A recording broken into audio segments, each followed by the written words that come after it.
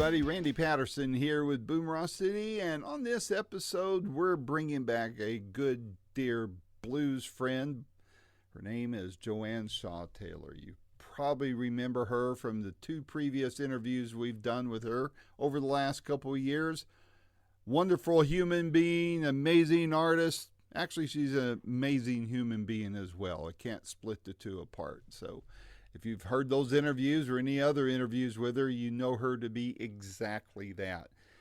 And on this interview, this chat, this episode, we are talking to her about two new singles she has coming out from her yet untitled and soon to be released sometime this year album.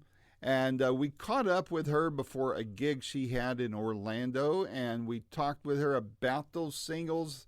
One of them is titled What Good Is My Love, and it features someone else we've interviewed on here a couple of times, and that is none other than Orianthi. So those two together on a song, you know it's going to be phenomenal. Like I said, we've interviewed Orianthi here a couple times, always a welcome guest as well. And to see these two powerhouses together and hear what they've got to say through their guitars and lyrics is absolutely the best sonic treat you can imagine. So check it out. The other single is The Trouble with Love. Both are great new tunes from that album I was just mentioning. You want to check those out, and you definitely want to pre-order the album once word of that breaks out. And so we talked to Joanne about those songs, how the tour is going. I even brought up not really a bet, but a conversation we had on our last interview about whether or not Joe Bonamassa, her dear friend and kind of neighbor, was going to buy Norman's rare guitars or not. She was absolutely right. He did not, but the store did sell. So we're on the right track, just had the wrong buyer in mind for that. So as always, I ask that you hit like if you're enjoying these conversations, and subscribe, especially if you're liking what we do here on Boomerocity. The subscription doesn't cost you anything. It just helps us out tremendously. And also share this interview with any of your blues-loving friends. So without any further ado, here is the third of what I hope are many more interviews to come with the amazingly talented Joanne Shaw Taylor. Until next time, this is Randy Patterson with Boomerocity. Take care. Joanne. Hey, sorry, I was having a bit of trouble there. Not a problem. Not a How are you problem. doing? I am doing great. It's good to see you again. Where are you clicking in from? I am backstage at a venue in Orlando, Florida. So please excuse me if there's some noise going on around me. I tried to find it was quieter than the tour bus. I had two options. Yeah, we might not want to go there, huh? So Yeah, well, there's a sausage dog on the tour bus, so it's this seemed the best option out the two. Well, do you have your dog with you? That's what I want to know. Yeah, he's on the bus, and the Oh, driver's he's on over there partying. He's part of the racket, right? So. Yeah, exactly. It was the venue, the in-house venue in my lot seemed quieter than the sausage dog on the bus, hence I came out here to do it. How long have you had him? Actually, yeah, it'll be 3 years, April 16th. My goodness. Well, Yeah, it's very gone good. quick. Yeah. Time flies boy. when you're having fun with a sausage. He could have his own video channel, huh? Yeah, he's in most stuff. He gets a lot of we have Hank merch. You see quite a lot of it in the audience. He has sort of taken on his own. I mean, I think people just love dogs, don't they? And animals in general. So yeah, he's definitely got a fan base of his own. Well, hey, it's been almost a year, and I wanted to talk to you about first it was going to be the first, What Good Is My Love, because you were working with Orianthi on there, but then since then, you've come out with this second single, and then, of course, you got your album coming out later this year. But before we get to that, I got to say, you were absolutely right about something when we talked last year. I was wondering if Joe was going to buy Norm's guitars, and you said there's no way. And then, of course, Norm's sold, And I brought it up to Joe, and he goes, "Yeah, retail's not part of my part Yeah. of my makeup." No, well, to be So honest, I knew because I asked him and he knew who had bought it, which was the chap who owns Carter's Vintage in Nashville. I think his name's Ben because he's British.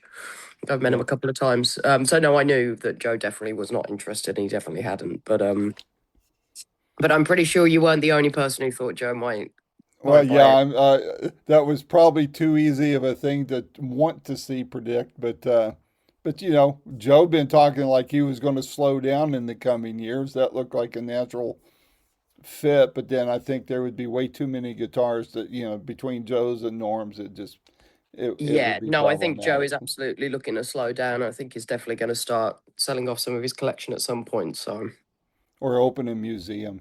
That's what I yeah. would do in Nashville. So, well, let's talk about these two singles. We'll start with the one, "What Good Is My Love." I love Orianthi too, just like I do you. So, how did that collaboration come together, and what brought that on? To be honest, he's someone I've wanted to work with for ages. Ori and myself have never actually met, but we've been friends for a long time. We've spoken, but I've never been able to collaborate and have still never physically met in person. Though we talk frequently. And then Kevin actually brought it up. Um, I wanted someone on it. That song once I re-recorded it, I realized it was a really good opportunity to get a different guitar player on it that would add something to it that wasn't necessarily in my wheelhouse. And he suggested Ori actually, and I was like, well, fantastic, because I've been looking for a chance to work with her. So fortunately, she was available. He flew out to LA and recorded it with her. Um, and I just heard it back, and I was like, that was exactly what I was kind of thinking. Was this really high energy, poppy but aggressive kind of guitar solo that just isn't in my wheelhouse. She's exceptionally more versatile than I am, but has so much character in her playing. So I was thrilled with what she added to it, and it was exactly what I sort of envisioned in my head. So I was really glad we could make that work finally. Cool, cool. Well, and those both songs, the titles are such that probably wouldn't wind up on a romantic dinners Valentine's playlist type of thing.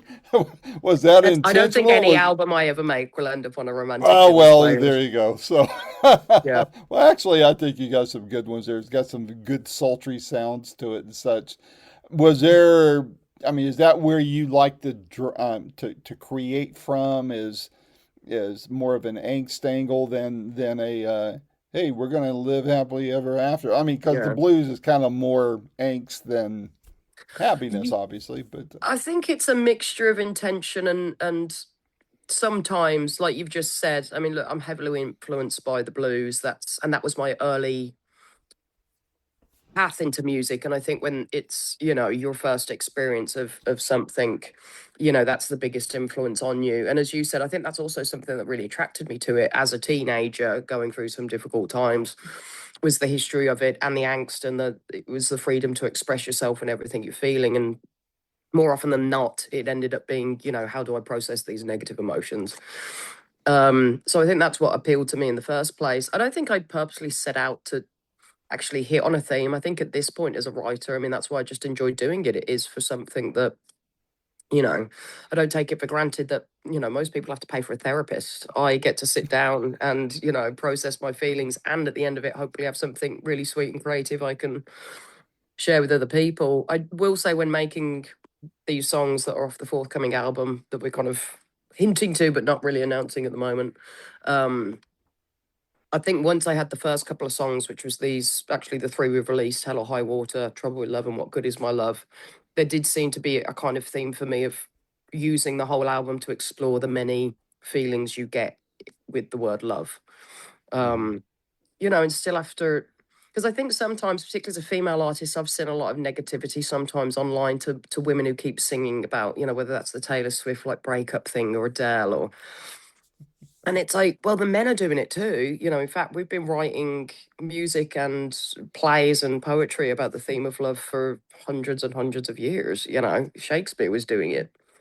You Yep, know, yep. um, people were painting on it. So what is it about this theme that holds us so entranced? Because it's, in my opinion, one of the greatest things out there in life to enjoy while we're on this planet. And it's also one of the biggest mysteries. No one can control it. No one can say when it's going to happen. No one can say, what it's going to feel like. It's different for everybody. No one can say it's going to be returned, Yep. unrequited love, which is the theme of What Good Is My Love. So that was intentional, but again, that sometimes just comes from following a muse, to be Yep. obnoxious about it. Well, I read a book a few years ago. I was it was before I met my fiance, and I was my dad's caregiver. He was suffering from Mm, dementia. He's passed now, but I read this. I was I'm reading sorry. books on relationships. So thank you. And I forget which book it was, but it was about relationships and love. And I think that the book said that men or mankind or man has been trying to define love for over 200 years and still Mm. hasn't. You know, I think it's safe to say we can say what it's not. Yeah, exactly. but, but here we are, 2026 and still trying to put the right definition on it and the right spin. And it's like Mm. you think you've got it, and someone else will say, well, yeah, but what about this? So, Yeah. And hey, I think for yeah, me, that's why I find it interesting as well, because it is like songwriting. You can learn everything you can about songwriting and you can be a good songwriter. But whether or not you're going to be able to sit down that day and produce a song that's good, that you feel is good, that there is a little bit of magic to it. there is. There is. And the I, same I thing think with, there is a muse, don't you? yeah, I think there has to be. I think particularly for songwriters, I think you're also always chasing something, perhaps. But yeah, again, going back to that sort of theme of love, love is the same thing, isn't it? It's like just because you fall in love with someone doesn't mean they're going to fall in love with you. Doesn't mean that even if you get together, it's going to work out. And again, that is songwriting. It's like just because I know how to do it doesn't mean I can't guarantee I could come up with 10 songs tomorrow. Right, right. It might take a year, it might take 10 minutes. I don't know. There's a little bit of magic to both, I suppose, a bit of the unknown. Yep. I just wrapped up Billy Vera's autobiography, and that song, This Moment. I mean, Mm, there was years between the time he started it and the time he finished it. And I just find that remarkable. And I guess Mick Jagger walks around with a notebook and writes down ideas. And, when it's time for an album, he culls from that. But I mean, I obviously I'm not a songwriter, but I feel like that is such a beautiful craft mm. that can also probably be the most, you Frustrating. know, yeah, frustrating. And then you're putting yourself out there. If you're writing from the heart, there's a vulnerability. If you're being transparent at all, and if it's something to recount a painful event, I mean, that's kind of like, flicking the scab off every time Yeah. that you're trying to, or could be. Yeah. And with this song, there's such a powerful blend of vulnerability and strength. Where did that balance come from for you, if you don't mind sharing, where you have in that song that vulnerability as well as strength in it? Well, I think personally that comes from an age thing, particularly as a woman. I think we're kind of, talking to girlfriends of a similar age or older than myself. I think 20s and 30s, women particularly are sort of told to be quiet and demure and what society wants from them. And then you get to Hmm. a certain age and realize you stop caring, for lack of a better term, and realize I'm actually finally comfortable in myself and therefore I'm going to be myself. And if anyone has a problem with that, then that's, their problem. Um, and when it comes to the music, I do find that interesting. Both these songs, as you've just said, particularly What Good Is My Love, it's essentially a really sad song. It's basically about what good is it that I have this love to give if you don't want to receive it. Hmm. But I like the idea of making that a really up-tempo pop song that was really happy with a really dark theme. Um, but yeah, so I think personally, again, it just for me, it's a lot of finally being comfortable in yourself and going, well, this is who I am, this is what I do. And you can spend all day, particularly as an artist, worrying about, is this music going to attract this person or this audience? And, you can't fake art. I think you've just got to produce the art you want to make that seems true to you and then let it find its audience, whatever that will be. Hmm. I didn't write this down, but you saying that kind of inspired a question here. I'm curious how you would answer it. in your catalog of work, has, are there songs that, it's a twofold question here. Mm. Songs that you go, this is going to be big and this is really, really good. And it didn't connect like you thought it would, or others you write and you think, I really don't need, I don't like this, but I need another song for the album. Here it is. And it turns out to connect in ways that you never anticipated. Yeah, I mean, you can't really put your finger on it. There's definitely been songs where I've thought, like, oh, and maybe it's not that I've thought this is a hit. It's just maybe I've thought this says everything I want it to say. And I've managed to, again, with the biggest trouble with I've found as an artist is the fact that I am such a blend. And I think, I've always said I think I'm a blues guitarist that's a soul singer that likes writing pop rock songs.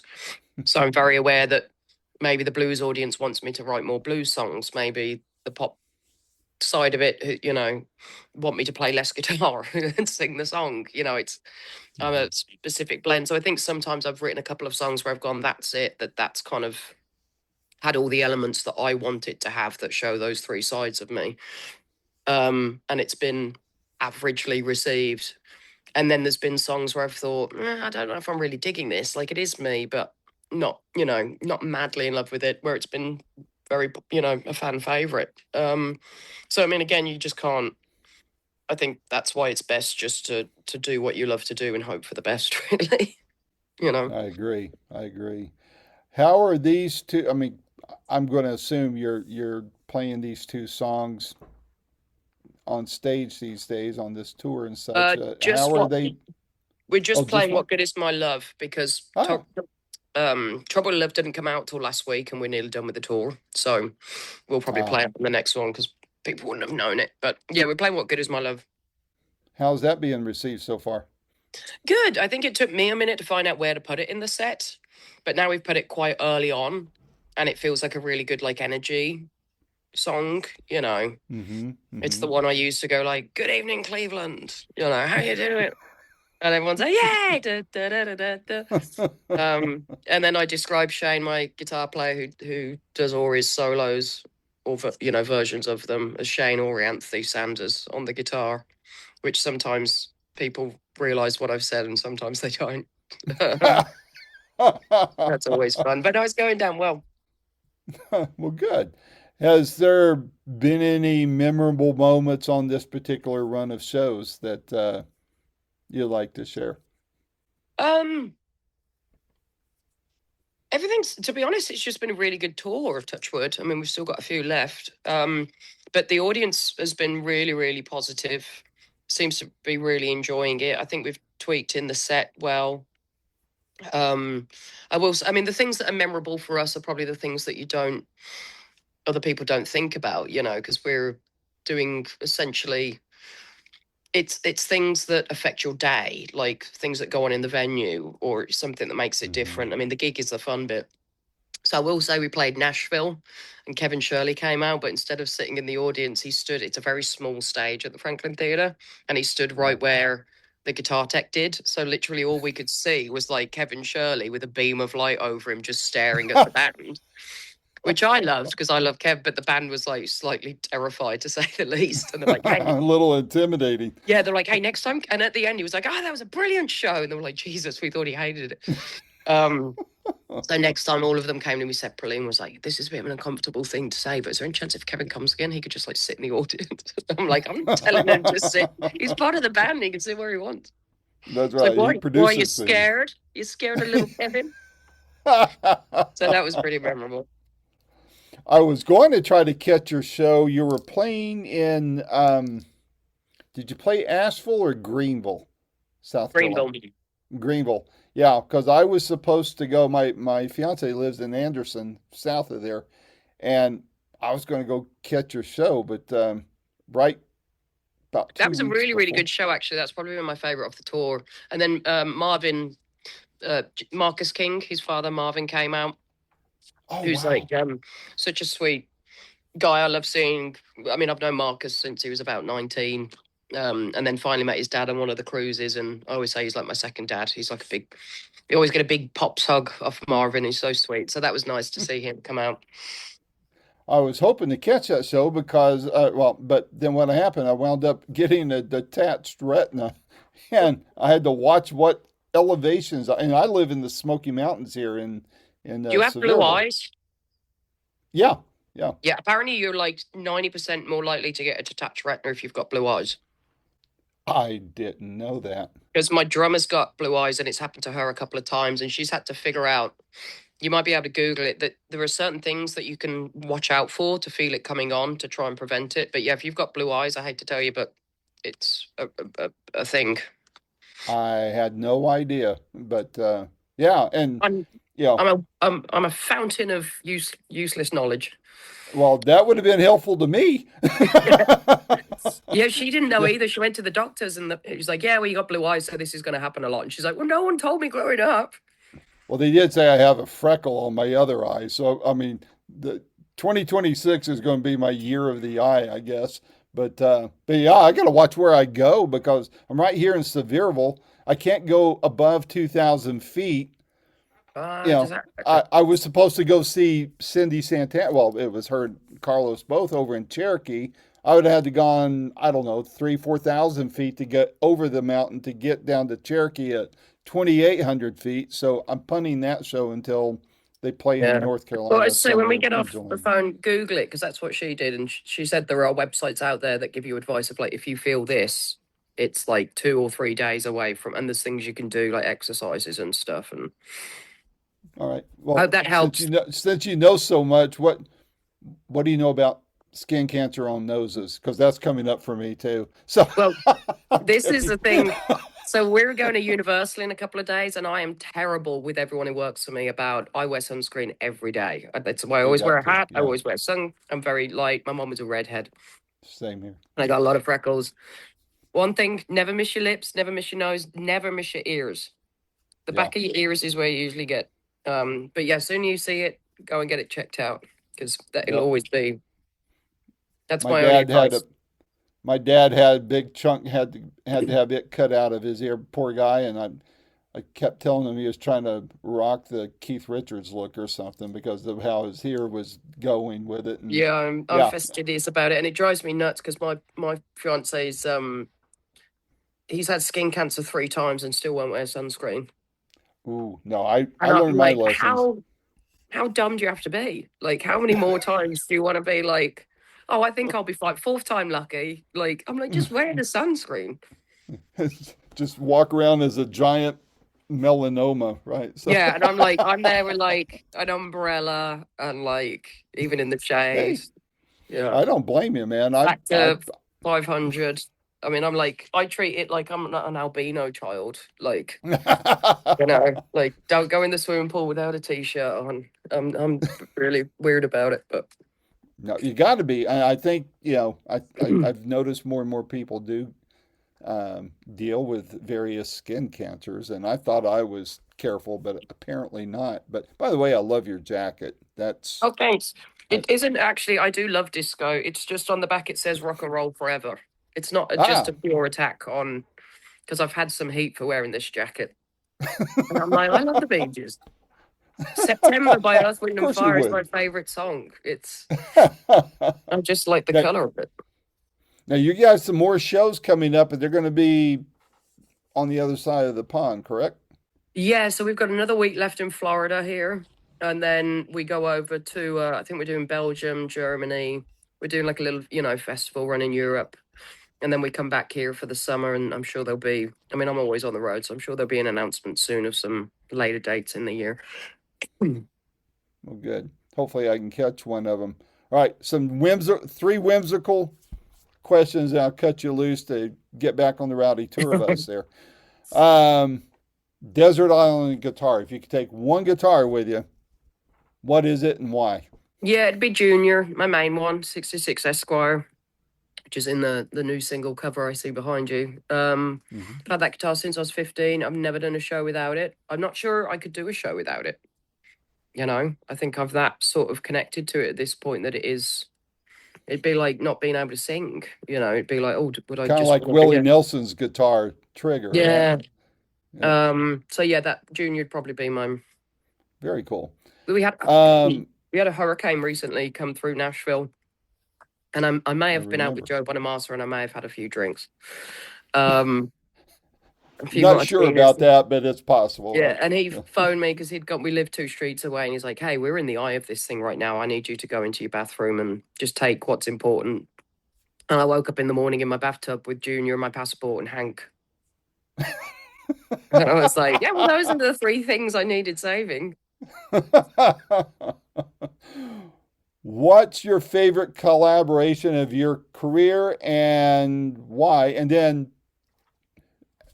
outside of Orianthi, of course. And Mm. then who would you like to collaborate with Ooh, that you haven't? um, I think my favorite collaboration. I've got two, I'm afraid, which is oh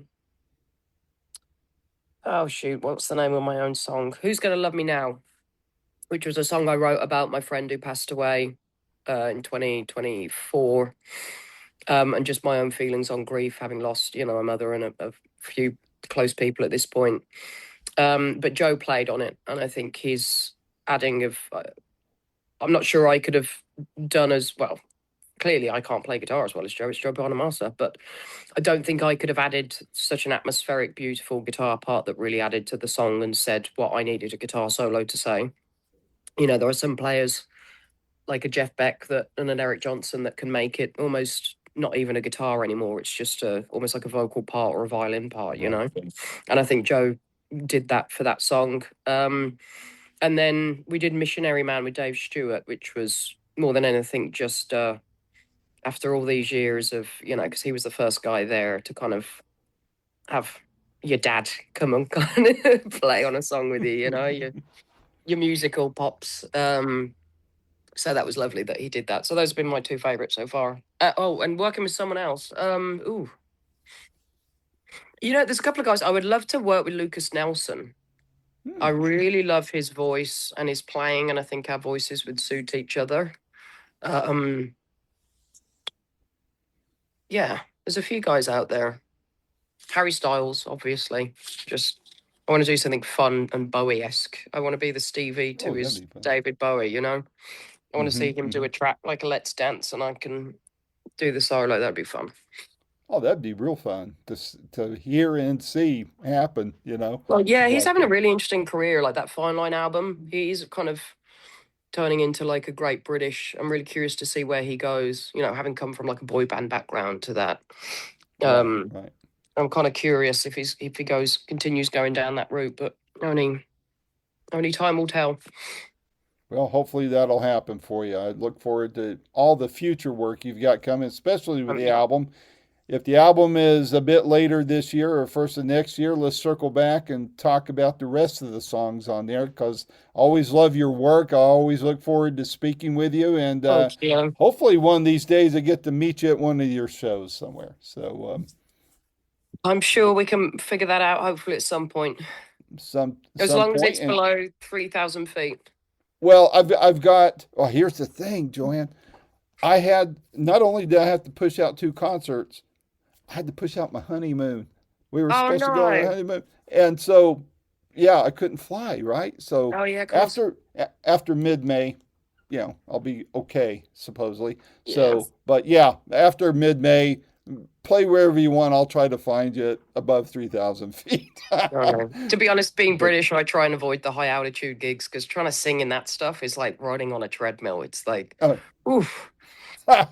It's what? not for the So no faint-hearted. Lausanne shows, huh? Yeah, yeah, we've done a few. I try and as beautiful as Colorado is, I do try and avoid it as much as I can. I don't blame you. I don't blame you. Well, listen, Joanne, it was great to talk to you again. My door's always I open love to you. I love your work and I look forward to hearing all the new stuff coming out. And let's talk again when it gets closer to that album coming out, okay? Perfect. All right, you be well, love, and hope you go on your honeymoon soon. All right, and you said you're engaged, so hopefully, right, whatever you've got planned, hopefully it goes smoothly and no Yeah, medical hiccups. I think if we find time to get married, it will be a miracle with my schedule. Find But, you yeah. some witch doctor somewhere to do the Yeah, the exactly. vows. I think my So- TM's gonna have to get ordained at this point, but we'll figure it out. Well, listen, hug your dog for me. I love dogs, I and will do. I love seeing the pictures of them. So be safe, be healthy, and we'll see you down the road. Same to you, love. Take care, babe. Take care. Bye-bye. Bye. This has been another fun-filled episode of Boomerocity with your host and producer, Randy Patterson. The theme song for Boomerocity is Roll the Dice and is recorded and used by permission from Quentin Hope. Quentin is spelled Quinten, and Hope is Hop as in Paul, E. And you can find out more about Quentin Hope and his music at quintenhope.com. Post-production is done by Cardinal City Production. The Boomerocity name, logo, content is copyright protected. Segments may only be used with written permission by Boomerocity and or its assignees. Inquiries should be directed to input@boomerocity.com. Copyright 2026.